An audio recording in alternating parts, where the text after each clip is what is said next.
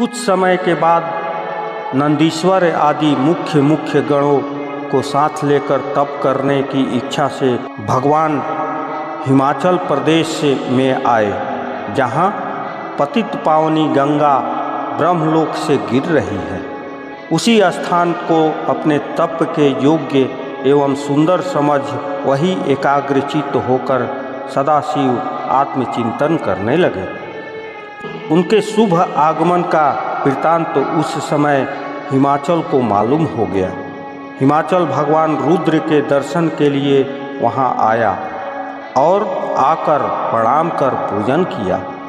भगवान शंकर हिमाचल से हंसते हुए कहने लगे, हिमाचल, मैं यहाँ तप करने को आया हूँ, आप इस प्रकार का प्रबंध कर दो कि कोई मेरे पास न आए।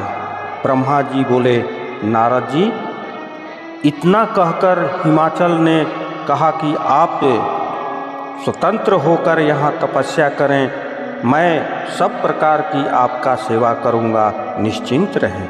यह कहकर हिमाचल अपने घर को चले आए।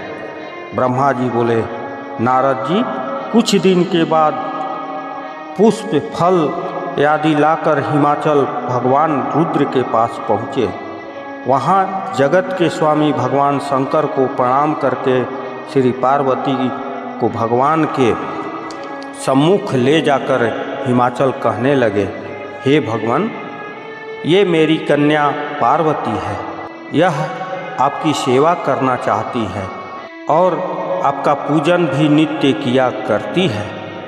अब मैं इसे आपकी सेवा में लगाया हूँ, कृपा कर इसे अपनी दासी जानकर सेवा में अंगीकार करें। यह सुनकर सदाशिव ने अपने नेत्र खोले और सामने संपूर्ण गुणों से युक्त सुंदर अंगों वाली उमा को देखा।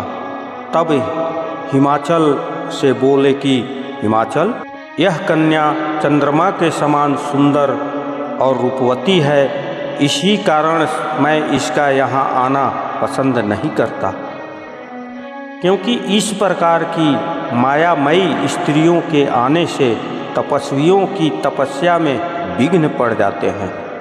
तब हिमाचल ने इस प्रकार के सदाशिव के वचन सुने, तब उनका मन अत्यंत व्याकुल एवं चिंतातुर हो गया। भगवान शंकर के वचन सुनकर पार्वती बोली, योगीराज, आपने जो कुछ पिताजी से कहा है उसका उत्तर मैं देती हूँ। अंतर्यामी, आपने एक महान तप कर